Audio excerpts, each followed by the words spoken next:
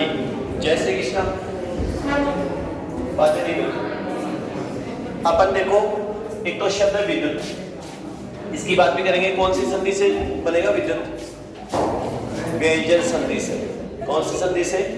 व्यंजन संधि से। उससे पहले आगे चलते हैं और अपन पढ़ रहे थे विसर्ग संधि।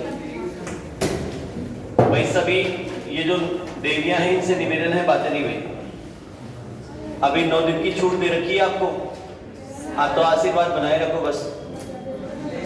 हाँ, जब जब बदला था विसर्ग तब तो संधि कौन सी? विसर्ग संधि। और विसर्ग में कितने वर्णों में बदलता है? 5 वर्णों में। विसर्ग कितने वर्णों में? विसर्ग श, ख, स में, उ में और र में। और पहला नियम हम देख चुके हैं, सत्व विसर्ग संधि। सत्व विसर्ग संधि में विसर्ग किसमें होता है? श, श, स में। 6 नियम थे, एक बात विशेष थी। जब प्रथम शब्द की अंतिम ध्वनि विसर्ग हो, विसर्ग के बाद में तालव्य ध्वनि च, छ और श है, तो विसर्ग बदलता है किसमें? तालव्य श में। विसर्ग किसमें बदलता है?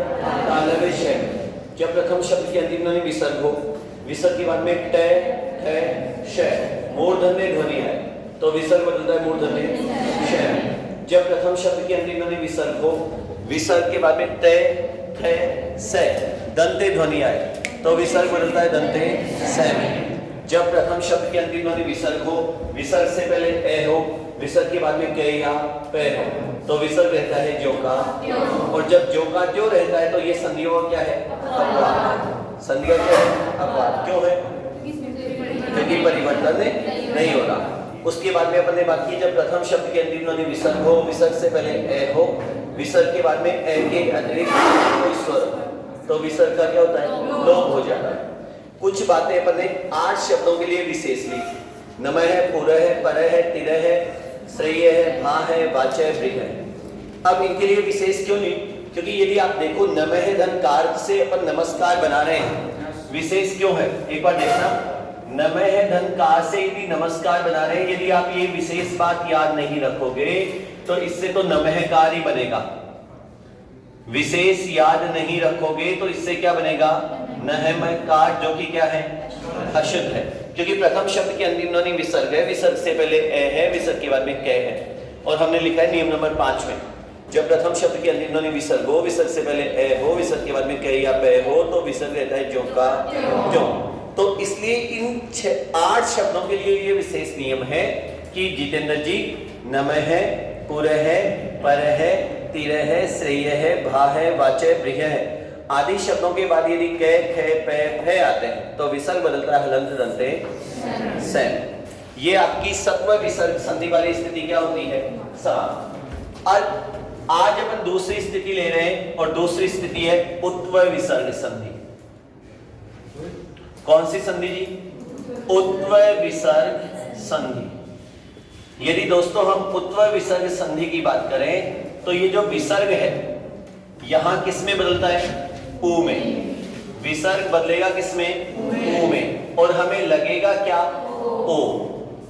विसर्ग वास्तव में तो बदलेगा किसमें? उ में। और हमें क्या लगेगा? ओ। और यहां एक ही नियम है। सत्व के कितने नियम थे? 6। 3 कहा थे? 6। धन्यवाद रवि जी। हाँ, कूल। सत्व के कितने नियम थे? 6। और एक बात विशेष थी, तो टोटल बातें कितनी थी? 7। और यहां बात होगी केवल एक। देखना भाई, विसर्ग संधि है तो प्रथम शब्द की अंतिम ध्वनि क्या होगी? विसर्ग। प्रथम शब्द की अंतिम ध्वनि क्या होगी? विसर्ग। और विसर्ग से पहले क्या होगा सर? ए होगा। विसर्ग से पहले क्या होगा सर? ए होना अनिवार्य। किससे पहले? विसर्ग से पहले। विसर्ग से पहले क्या होना अनिवार्य है? ए होना अनिवार्य है। और विसर्ग के बाद में सर या तो ए हो, स्वर हो तो एक ही हो, कौन सा? ए।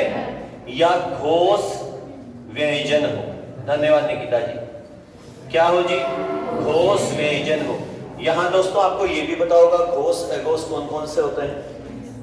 आपको बताया था व्यंजन संधि में प्रत्येक वर्ग का तीसरा, चौथा, पांचवा, अंतस्थ है और सभी स्वर, ये तो क्या होते हैं?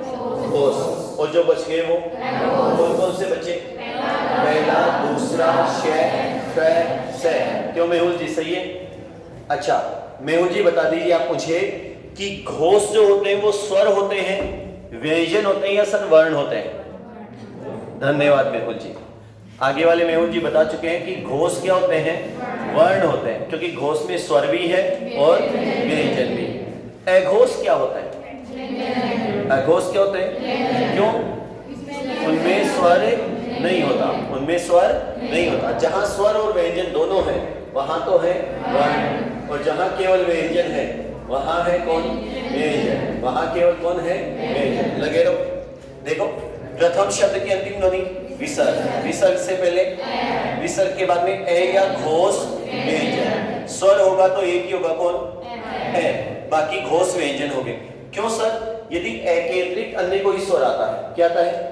ए के अतिरिक्त अन्य कोई स्वर आता है तो सत्र का नियम नंबर 6, धन्यवाद मीनू जी, तो वो फिर कंफ्यूज करेगा आपको। स्वर आएगा तो केवल कौन आएगा? ए आएगा। तो सर ए का तो क्या हो जाएगा? लोप। धन्यवाद जी। ए का तो क्या हो जाएगा? और ये जो विसर्ग है दोस्तों, ये बदल जाएगा किसमें? ऊ में। ये है उत्तर विसर्ग संधि का एक ही नियम। दोबारा सुन लो भाई, प्रथम शब्द की अंतिम ध्वनि तो क्या होगी? विसर्ग। विसर्ग से पहले क्या होगा? ए। और विसर्ग के बाद में क्या होगा? ए या घोष व्यंजन, ए या घोष व्यंजन। तो विसर्ग तो किसमें बदलेगा? आगे ए आएगा तो ए का क्या हो जाएगा? इधर देखो, मन है धन अनुकूल, मन है धन अनुकूल। अनुकूल को भी देख लो सर, अनु तो उपसर्ग है, अनु तो क्या है? उपसर्ग। कूल जो है वो श्रुति सम भिन्नार्थक में है। कूल किसमें है? श्रुति सम भिन्नार्थक में। विकासी सर देखना, कुल के तो दो अर्थ हैं, वंश और योग। धन्यवाद। कुल का अर्थ एक तो वंश होता है, एक क्या होता है सर? योग। कुल शब्द अनेकार्थक है। कुल शब्द क्या है? अनेकार्थक है। और कूल जो है, इस कूल का अर्थ क्या होता है? किनारा।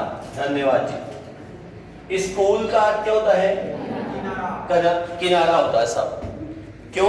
क्योंकि ये आप अंग्रेजी से मत जोड़ लेना, यदि अंग्रेजी से जोड़ लोगे तो अलग अर्थ आ जाएगा। क्या आएगा? ठंडा। क्या आएगा? ठंडा। तो सर अनुपसर्ग है, अनुपसर्ग का अर्थ होता है पीछे। अनुपसर्ग का अर्थ क्या होता है? पीछे। अब देखो, मन है धन अनुकूल, बताओ क्या प्रथम शब्द की अंतिम ध्वनि विसर्ग है? विसर्ग है क्या? विसर्ग से पहले किसका स्वर है? और विसर्ग के बाद भी किसका स्वर है? तो ये जो बाद वाला ए है, इसका तो क्या हो जाएगा? देखो एक बार वर्ण विच्छेद कर लेते हैं। वर्ण विच्छेद किसे कहते हैं? वर्ण विच्छेद स्वर और व्यंजनों को अलग अलग करना, स्वर और व्यंजनों को अलग अलग करना, ये क्या होगा? वर्ण विच्छेद। क्या होगा? वर्ण विच्छेद। बताइए, मैं का तो मैं रहने देते हैं, न में से निकाल लेते हैं ए, और ए के साथ क्या आया है? विसर्ग। हमने कभी बात की थी कि अंग और अह हमेशा किसी न किसी स्वर के साथ आते हैं, अकेले काम नहीं करते। इसलिए क्या कहा गया? किसने कहा? किशोरी दास वाजपेयी जी ने। किसने कहा? हाँ, थोड़ा सा से बोल के एहसान कर दिया करो। क्या नाम है सर जो नहीं बोल रहे हैं? सुनील जी। मैं सर तारे लिए तो बोलो जो बताओ। हाँ बोल करो, बहुत बढ़िया लग रहा जो। देखो विसर्ग है, विसर्ग से पहले क्या है? ए। और विसर्ग के बाद भी विसर्ग क्या है? ए। और नुकूल का नुकूल ऐसे कैसे रखे लो? बताइए, क्या प्रथम शब्द की अंतिम ध्वनि विसर्ग है?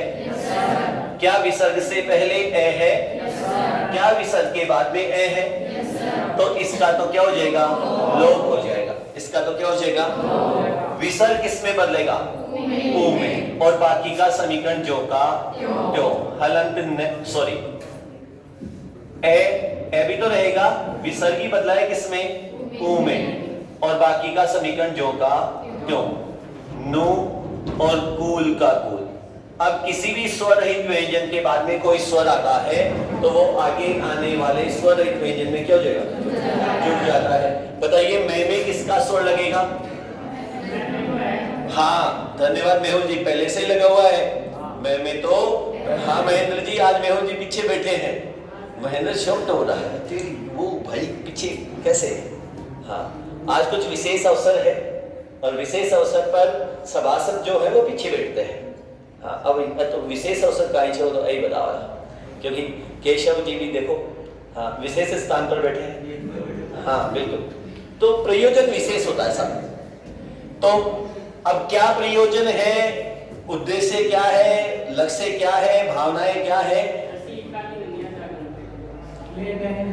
अच्छा, विलंब से आए हैं, चलो कोई नहीं, फिर भी जिस प्रयोजन को लेकर भी बैठे हैं परमात्मा करे वो प्रयोजन पूरा हो, और ये जो मैया रानियां बैठी है आशीर्वाद बनाए रखें। देखो मैं का तो मैं, अब अपन ये बार बार बात करते हैं, मैं किसी भी स्वर रहित व्यंजन के बाद में कोई स्वर आता है तो आगे आने वाले स्वर रहित व्यंजन में क्या हो जाता है? और स्वर रहित व्यंजन तो है एक, और स्वर है कितने? दो। भाई स्वर रहित व्यंजन ने ए तो बोले मैं जुड़ू और ऊ बोले मैं जुड़ू, पहले तो दोनों युद्ध करते ही है, और युद्ध से जब काम नहीं चलता है तो दोनों संधि करते हैं, और ए और ऊ मिलकर क्या बनाते हैं? ओ।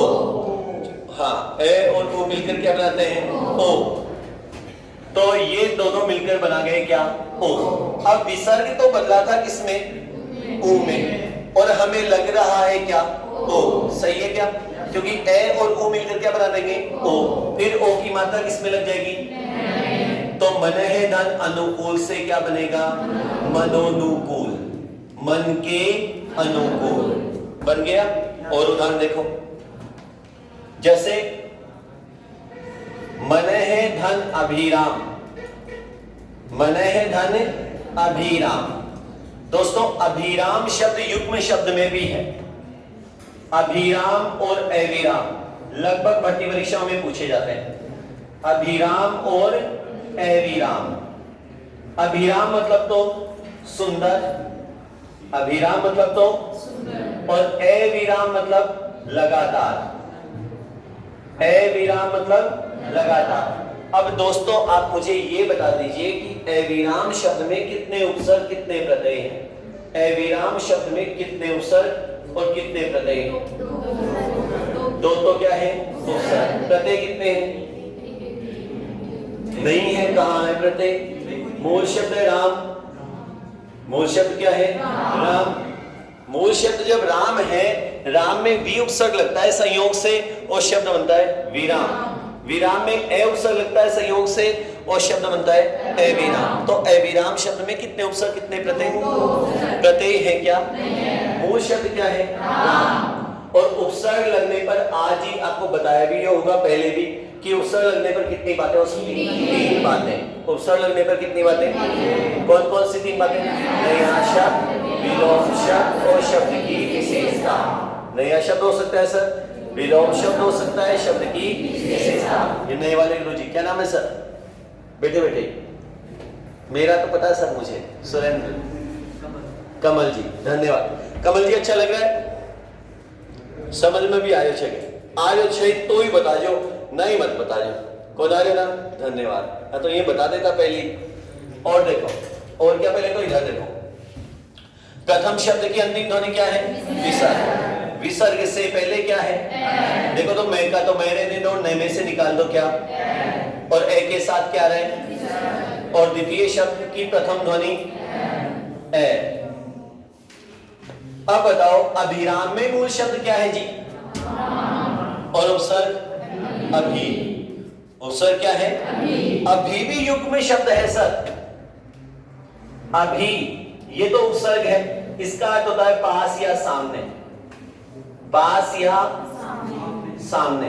और अभी में ई की मात्रा बड़ी है तो ये कालवाचक क्रिया विशेषण अव्यय है, कालवाचक क्रिया विशेषण अव्यय है। जैसे अंग्रेजी में आपने पढ़ा होगा एडवर्ब में, किसमें पढ़ा होगा? एडवर्ब में। राइट नाउ, कई लोग ऐसे शब्दों का प्रयोग करते हैं, राइट नाउ मतलब अभी। तो अभी, अब ये क्या है? कालवाचक। मैं अभी अभी नहा कर आया हूं तो समय की जानकारी दे रहा है, ठीक है। वह अभी भी सड़क पर खड़ा है, ये समय की जानकारी दे रहा है। तो ऐसे शब्द जो समय की जानकारी दे, क्रिया के घटित होने के समय की जानकारी दे, उन्हें हिंदी में तो कहा जाएगा कालवाचक क्रिया विशेषण अव्यय, और इन्हें अंग्रेजी में कहा जाता है एडवर्ब। क्या कहा जाता है? एडवर्ब। एडवर्ब क्रिया विशेषण ही तो है। एडवर्ब क्या है? क्रिया विशेषण। अब बताओ, क्या प्रथम शब्द की अंतिम ध्वनि विसर्ग है? क्या विसर्ग से पहले ए है? क्या विसर्ग के बाद भी ए है? तो इस ए का तो क्या हो जाएगा? विसर्ग किसमें बदलेगा? और बाकी का समीकरण होगा जो का। अब किसी भी स्वर रहित व्यंजन के बाद में कोई स्वर आएगा तो आगे आने वाले स्वर रहित व्यंजन में क्या हो जाएगा? अब बताओ, ने में ए जुड़ेगा या ऊ जुड़ेगा? ओ, क्योंकि ए और ऊ संधि कर लेंगे और ए और ऊ मिलकर क्या बनाएंगे? ओ। फिर ने में किसकी मात्रा लग जाएगी? तो मने है धन अभिराम से क्या बना? मनोभिराम बन गया क्या सर? अब आपसे बनवाते हैं, पहले आप ये लिख लो, शीर्षक लगाओ उत्तर विसर्ग संधि एक नियम, बाकी के उदाहरण ये युग्म शब्द विशेष लगा के।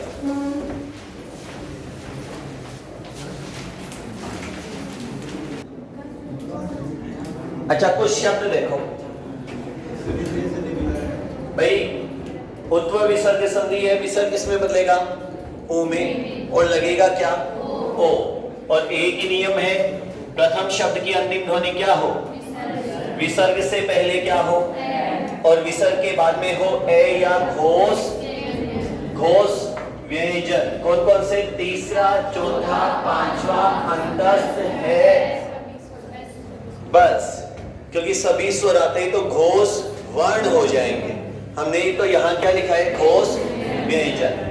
अब देखो, आप संधि विच्छेद करना, मैं शब्द लिख रहा हूं, उपसर्ग प्रत्यय भी देखते जाना। परोक्ष यशोदा, अधोपतन है या नहीं है देखते जाना। अधय हस्ताक्षर,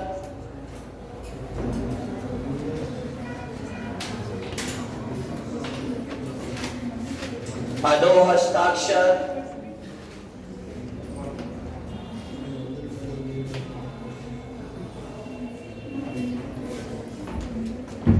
तपोबल,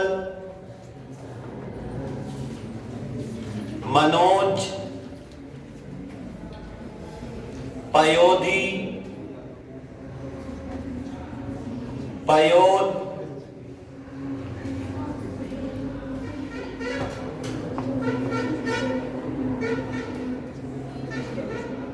मनोरंजन,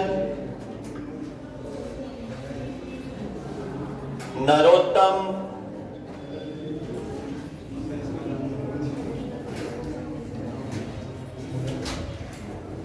हतोत्साह है,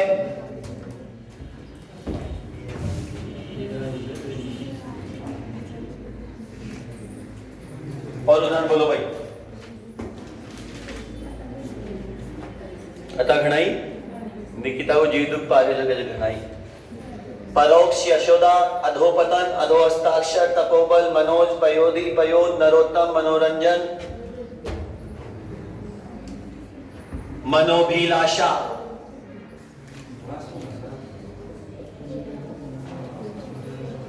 मनोयोग, तपोधन, मनोभिराम। ये तो अभी तो बनाया ज्योति जी, अभी बनाया। आप कहां थे? चलो इनका संधि विच्छेद करो।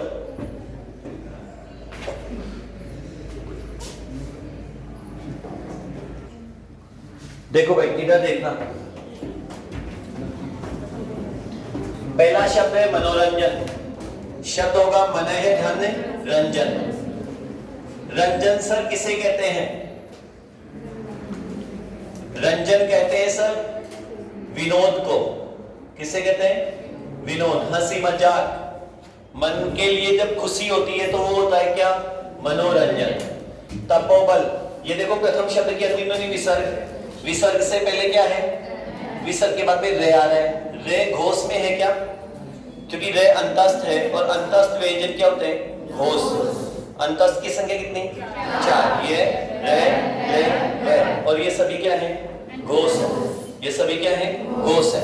अब देखो तपोबल, तप के बल को कहते हैं। तप है धन बल। शब्द का अर्थ पता होना चाहिए। यदि सर आप मुझे कोई ऐसा शब्द दे दो जिसका अर्थ मुझे पता नहीं है, या किसी को भी पता नहीं है, तो कोई भी व्यक्ति उसमें ना संधि बता सकता है, ना समास, ना उपसर्ग, ना प्रत्यय। शब्द का जब तक अर्थ हमें भान नहीं होगा, हम उसका संधि विच्छेद या समास विग्रह या उपसर्ग या प्रत्यय पता नहीं लगा सकते। इधर देखो, मनोज, मनोज प्रिय है कामदेव का। मनोज किसका प्रिय है?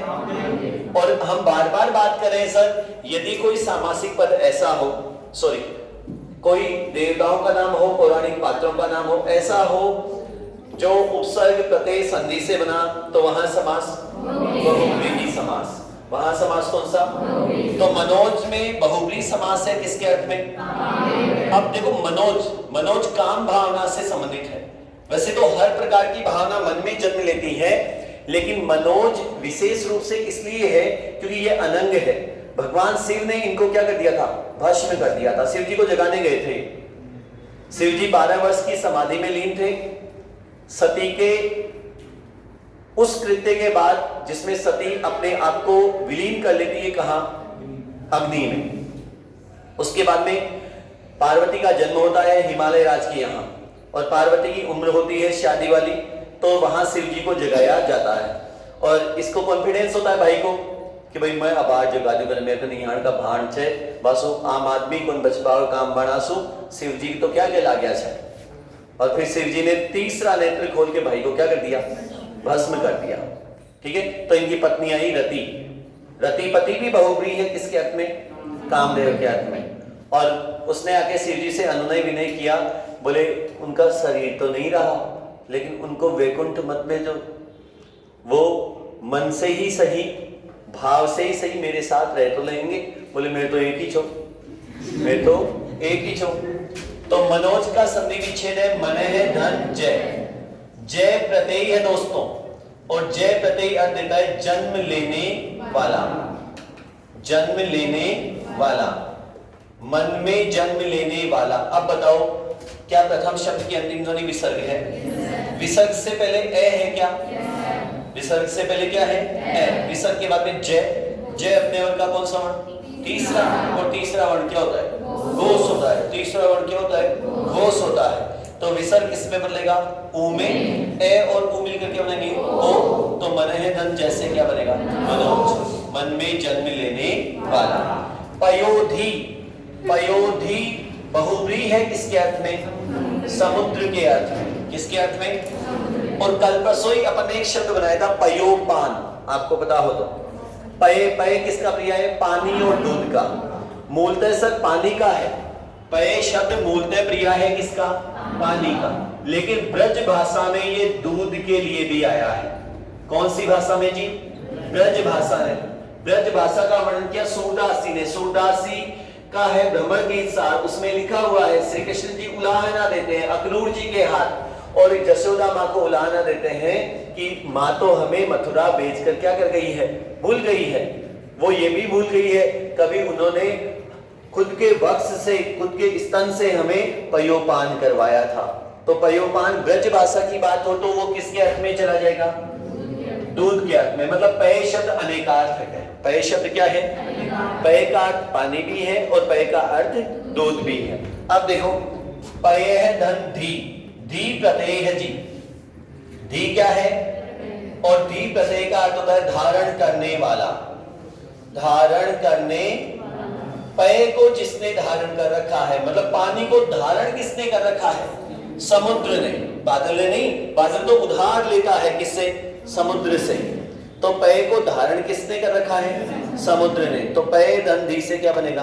पयोधी। तो पयोधी में संधि पूछे तो विसर्ग संधि। पयोधी में प्रत्यय पूछे तो धी प्रत्यय का अर्थ पूछे तो, और पय अनेकार्थक के कितने अर्थों में? पानी और दूध के अर्थ में। बताओ स्पष्ट है बात? ठीक है, आगे देखो पयोद। अब बताओ पयोद किस अर्थ में बहुव्रीहि है? बादल। किस अर्थ में? बादल। देखो कैसे, पय है धन दय। पय है धन दय। दय प्रत्यय का अर्थ होता है देने वाला। दय प्रत्यय का अर्थ होता है देने वाला। और पय के दो अर्थ है पानी और दूध। पानी को देने का काम कौन करता है? बादल। पानी को देने का काम कौन करता है? काले मेघा पानी तो बरसा।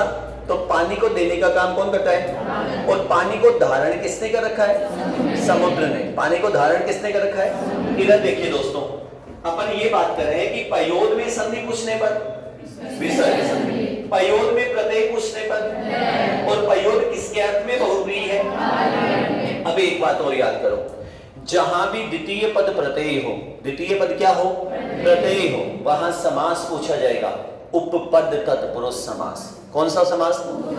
और इन सब में बहुव्रीहि है। यहाँ कामदेव के अर्थ में बहुव्रीहि है, यहाँ समुद्र के अर्थ में बहुव्रीहि है, यहाँ तो पहली वरीयता कौन से समास को? बहुव्रीहि समास को।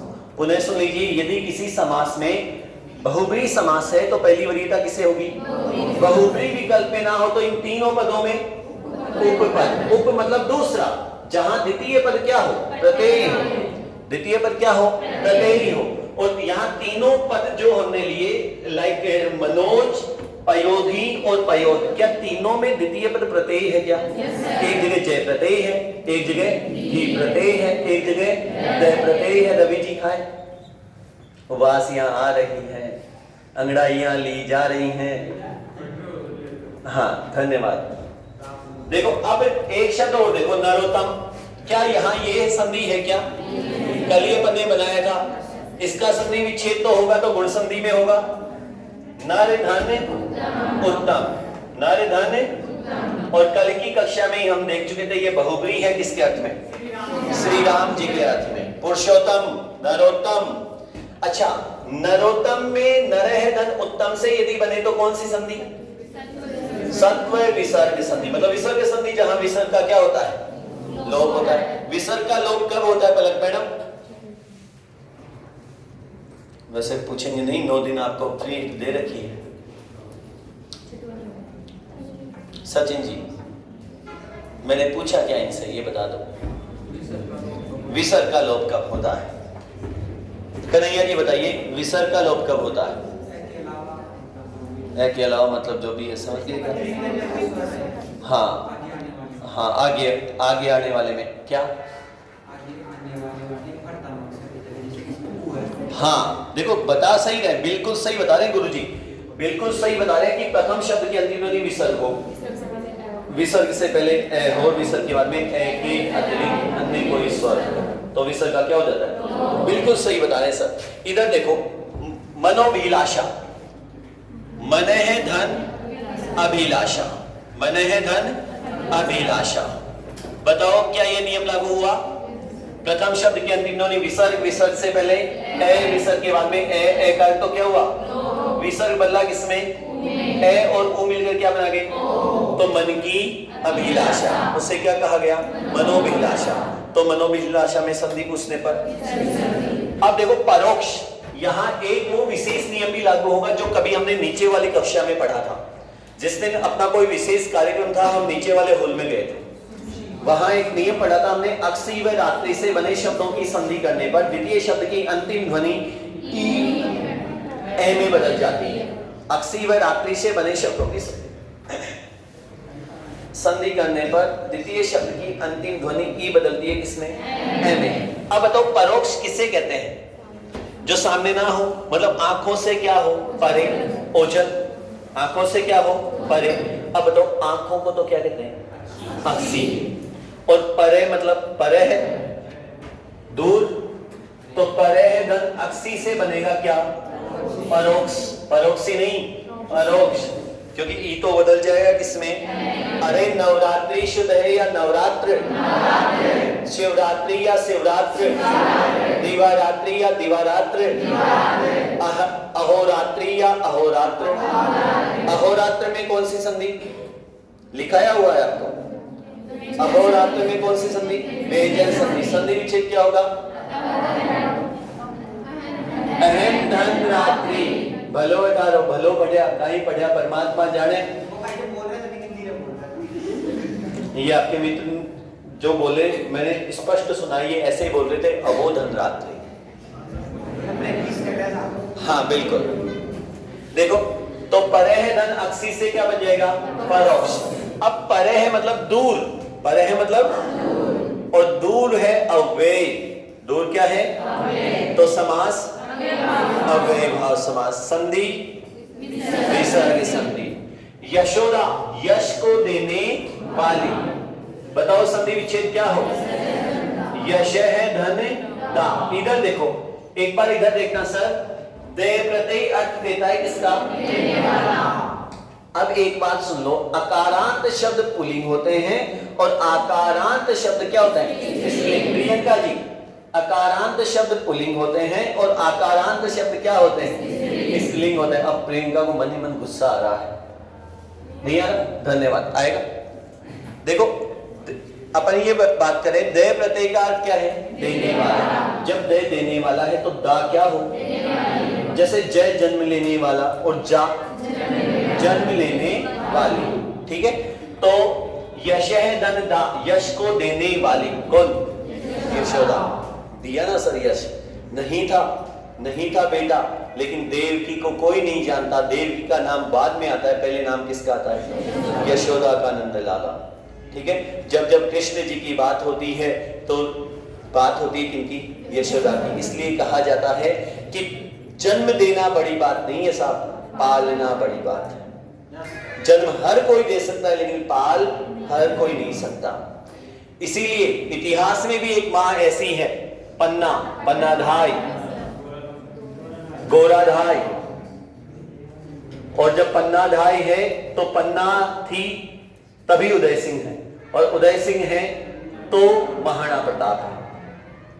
पन्ना काली व अंधियारी माझड़ रात, नानू उदियोले साथ, चित्तौड़ दुर्ग सु चाल पड़ी। बेटा चंदन ने बचना पर दीन्यो बात, तुम ममता ने विसार, पन्ना तुम मायड़ आछी नी जी। एक कविता है सोनलाल जी चौधरी की, और काफी फेमस भी हुई है और बहुत अच्छी कविता है। ठीक है, और उसने अपने आंखों के सामने अपने पुत्र चंदन की बलि दी और आंखों के जो आंसू थे वो आंखों में रोक लिए। सोच के देखो कितना माँ का हृदय कितना रोया होगा उस समय।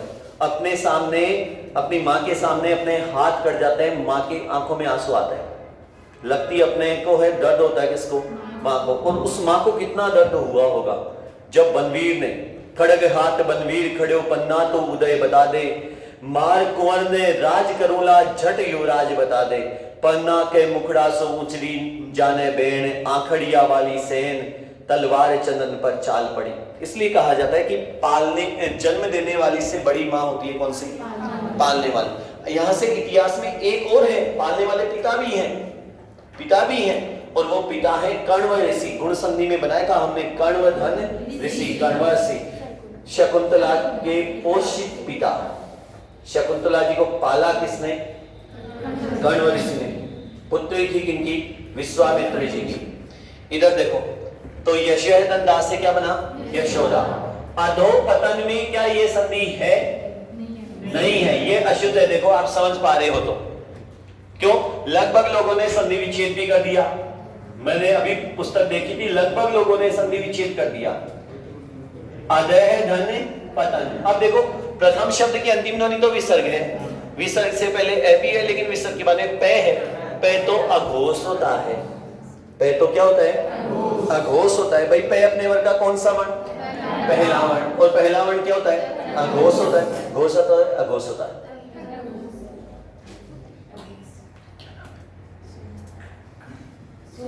सोनू जी पता है घोष और घोष कौन कौन से होते हैं? पूछ लूंगा मैं, अभी 4-5 दिन बाद में पूछेंगे आपसे।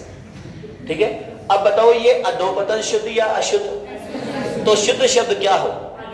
अधय पतन। धन्यवाद मेहुल जी बिल्कुल सही बोल रहे हैं। क्यों? सत्व का वो नियम जहां विसर्ग रहता है, जो का त्यों। अब बताओ अधय हस्ताक्षर शुद्ध होगा या अधो हस्ताक्षर? अधो हस्ताक्षर। अब अधय हस्ताक्षर शुद्ध नहीं होगा। क्यों? विसर्ग के बाद में कै या पे आए तो ही विसर्ग जो का त्यों रहता है। ये तो विसर्ग के बाद में क्या रहे? है घोष में है किसमें है? देखो व्यंजन संधि में लिखा हुआ है प्रत्येक वर्ग का तीसरा, चौथा, पांचवा अंतस्थ है और सभी स्वर ये घोष वर्ण होते हैं। तो घोष व्यंजन में है क्या है? तो विसर्ग किसमें बदलेगा? ऊ में। ए और ऊ मिलकर क्या बनाएंगे? ओ। तो शब्द बनेगा क्या? अधो हस्ताक्षर। बताओ क्लियर है? लिख लीजिए। दो अलग है क्या? कौन कौन से? ये देखो, मनोयोग, मन है धन योग, मन है धन योग। प्रथम शब्द की अंतिम ध्वनि विसर्ग, विसर्ग से पहले ए, विसर्ग के बाद में ये है। अंतस्थ में, अंतस्थ क्या होता है? घोष होता है। अंतस्थ क्या होते हैं? घोष। विसर्ग बदलेगा ऊ में, ए और ऊ मिल करके बनेंगे ओ। शब्द बना मनोयोग, तपोधन, तप है धन धन। और आपका भी तपी चल रहा है ये जो आप पढ़ते हो सर, 6 घंटे 5 घंटे बैठकर, कोई मेरे जैसे बेवकूफ लोग आते हैं, आपको बहुत सारी बातें कह के जाते हैं। सुनना बड़ी चीज है सर, हर कोई सुन नहीं सकता। तो आपका भी ये तपी चल रहा है सर, और आप निखर कर एक हीरे की तरह सोने को जूं जूं आग में क्या किया जाता है? तपाया जाता है। तो सोने की चमक बढ़ती है या सर कम होती है? तो सोना हो सर, आप लिख लो।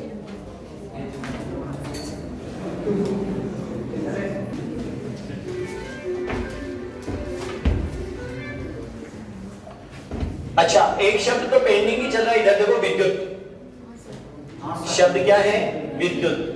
विद्युत में कौन सी संधि जी?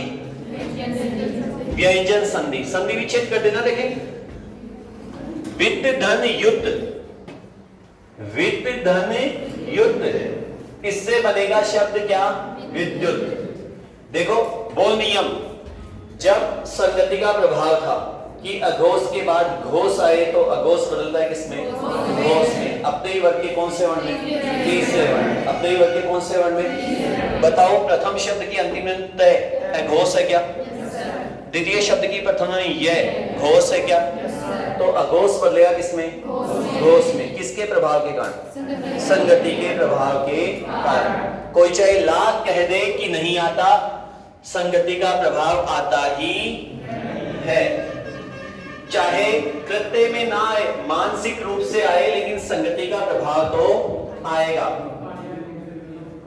अब हाँ आओ तो आओ लो। देखो मेहुल जी भी घर आ जाए। धन्यवाद निकिता जी। सुनिए, अंतिम नियम है, इसी के साथ संधि वाला बिंदु क्या हो जाएगा? समाप्त। और ये है रुत्व विसर्ग संधि। कौन सी संधि? रुत्व विसर्ग संधि। देखो दोस्तों, नाम है रुत्व विसर्ग संधि, मतलब विसर्ग यहां किस में बदलेगा? रे में। हम पहले ही बात कर चुके हैं। रुक जाइए, रुक जाइए, हम बाद में लिख लेना, रुक जाओ। हम पहले ही बात कर चुके कि विसर्ग कितने वर्णों में बदलता है? 5 वर्णों में। विसर्ग कितने वर्णों में? कौन कौन से 5 वर्णों में? श, फ, स, उ, रे। हमने श, फ, स देखा, हमने उ भी देखा, और अब है क्या? रे। यहां विसर्ग जो है वो बदलेगा किसमें? हलंत रे में। विसर्ग किसमें बदलेगा जी? देखो, एक ही नियम है, 2 बातें विशेष है। एक नियम है, 2 बातें विशेष है। प्रथम शब्द की अंतिम ध्वनि तो क्या होगी? विसर्ग। भाई विसर्ग संधि है तो निश्चित रूप में प्रथम शब्द की अंतिम ध्वनि क्या होगी? विसर्ग होगी। विसर्ग से पहले होगा ए के अतिरिक्त अन्य कोई स्वर। विसर्ग से पहले क्या होगा जी? ए के अतिरिक्त अन्य कोई स्वर। दोबारा सुनिए, प्रथम शब्द की अंतिम ध्वनि क्या होगी? विसर्ग। और विसर्ग से पहले क्या होगा? ए के अतिरिक्त अन्य कोई स्वर। मतलब विसर्ग से पहले क्या नहीं होगा? ए नहीं होगा। और विसर्ग के बाद में आए सर घोष वर्ण। क्या है जी? घोष वर्ण। अब घोष वर्ण से तात्पर्य क्या है दोस्तों? स्वर और व्यंजन दोनों। स्वर भी आ सकते हैं सर, और व्यंजन भी आ सकते हैं। प्रथम शब्द की अंतिम ध्वनि विसर्ग होगी। विसर्ग से पहले ए के अतिरिक्त अन्य कोई स्वर होगा। विसर्ग के बाद में क्या होगा जी? घोष वर्ण। तो दोस्तों, ये जो विसर्ग है आपका, ये बदल जाएगा हलंत रे में। मूल बात यही है, 2 बातें और विशेष है। बताओ समझ गए क्या? दोबारा सुनो भाई, रुत्व विसर्ग संधि है तो रुत्व विसर्ग संधि में विसर्ग किस में बदलेगा? रे। विसर्ग किस में बदलेगा? और विसर्ग रे में बदलेगा। तो एक ही नियम है sir. Hansraj ji sir hi. प्रथम शब्द की अंतिम ध्वनि क्या होगी सर? विसर्ग। क्या होगी? विसर्ग से पहले क्या होगा? के अतिरिक्त अन्य कोई स्वर, और विसर्ग के बाद में क्या होगा? घोष स्वर्ण। तो विसर्ग किस में बदलेगा? घोष भी दोबारा देख लेते हैं, कौन कौन से जी? प्रत्येक वर्ग का तीसरा, चौथा, पांचवा, अंतस्थ, है सभी, ये क्या होते हैं? घोष। घोष वर्ण, और अघोष वर्ण होते हैं या व्यंजन होते हैं? उदाहरण देखिए सर, पटवार 2018 का समास में पूछा गया उदाहरण है। चतु है धन भुज, चतु है धन भुज। बताइए प्रथम शब्द की अंतिम ध्वनि विसर्ग। विसर्ग से पहले क्या आ रहा है सर? ऊ आ रहा है सर। जब विसर्ग से पहले सर ऊ आ रहा है तो क्या ए के अतिरिक्त अन्य कोई स्वर आ रहा है? और विसर्ग के बाद में आ रहा है भय। भय अपने वर्ग का कौन सा वर्ण? चौथा वर्ण। भय भय भय भय, और चौथा वर्ण सर क्या होता है? तो विसर्ग बदलेगा सर किसमें? और भुज का भुज, और चतु का चतु। अब विसर्ग किसमें बदलेगा सर? विसर्ग तो बदल गया, रे क्या करेगा? रेफ में बदलेगा। रे रेफ में कब बदलता है? जब रे स्वर रहित हो। जब रे क्या हो? अच्छा, आप मुझे ये भी बता दीजिए कि रे पदेन कब बनता है? जब रे तो क्या हो, और इससे पहले क्या है? स्वर रहित व्यंजन आए, तो रे क्या बनता है? पदेन। अब रे सर पर चढ़ेगा, किसके सर पर चढ़ेगा? आगे आने वाले वर्ण के सिर के ऊपर जाकर बैठेगा। तो चतु है धन भुज से क्या बना? चतुर्भुज। लेकिन यही आपसे उपसर्ग पूछा जाए, क्या पूछा जाए जी? और उपसर्ग पूछने पर आप बताएंगे चतुर। उपसर्ग पूछने पर क्या बताएंगे? अब बताओ दोस्तों, उपसर्ग पूछने पर आप चतुर बता रहे हैं, तो चतुर उपसर्ग के साथ संधि या संयोग? संयोग। चतुर उपसर्ग के साथ संयोग। संधि पूछने पर अब चतुर क्या प्रथम पद चतुर चार के लिए आता है क्या? वो चतुर में रे पूरा आए तो उसका मतलब तो होता है प्रवीण, मर्मज्ञ, चालाक। ठीक है, यहां तो रे तो क्या है? हलन, और इसका मतलब होगा चार। अब बताओ प्रथम पद संख्यावाची विशेषण कौन से? द्विगु समास में। तो चतुर्भुज में समास, लेकिन ये बहुब्री है विष्णु और कृष्ण के अर्थ में। बहुब्री है किसके अर्थ में? विष्णु और कृष्ण के अर्थ में। कल परसों जन्माष्टमी गई थी, भाद्रपद कृष्ण अष्टमी की हमने बात की थी। उस समय लगभग मंदिरों में झांकी निकली चतुर्भुज रूप की। माँ देवकी के गर्भ में आने से पहले भगवान विष्णु ने उनको पहले चतुर्भुज रूप दिखाया। चतुर्भुज रूप कुरुक्षेत्र में किसे दिखाया गया? अर्जुन को, क्योंकि अर्जुन ने हथियार डाल दिए थे। बोले ये मेरे ताऊ जी, मेरे चाचा जी, बोले मेरे ससुर जी, बोले मामा जी, नाना जी, मेरे भाई, बड़े भाई, ताया जी, दादाजी, कैसे कैसे, बोले कैसे चलाऊं, कैसे इन पे हथियार चला सकता हूं? फिर गीता का उपदेश दिया था। आप सभी पढ़ते हो, तो तुम क्यों व्यर्थ चिंता करते हो, क्यों किसी से डरते हो? क्या साथ लाए थे जो तुमने खो दिया? जो कुछ मिला यहीं से मिला। हालांकि कुछ साथ लेकर आए थे। बच्चे का जन्म होता है तो बंद मुट्ठी आती है, और जब जाते हैं तो मुट्ठी खुली होती है। मतलब कुछ ना कुछ तो लाते हैं सर, कोई एनर्जी, कोई भाव, कोई वादा है जो हम ऊपर से लेकर आते हैं, और कोई बात है जो यहाँ छोड़ कर जाते हैं। और शायद जब हम जाते हैं, मुझे नहीं पता क्योंकि वो अनुभव कैसा हो वो अभी मैंने लिया नहीं, और ले लूं तो आपको बताने नहीं आऊं। यदि वो अनुभव मुझे प्राप्त हो जाएगा जिससे, तो मैं एक्सप्लेन करने आऊंगा नहीं, और यदि मैं एक्सप्लेन करने आ गया फिर आप क्लास में डटोगे नहीं। धन्यवाद। बाकी की बात करेंगे कल।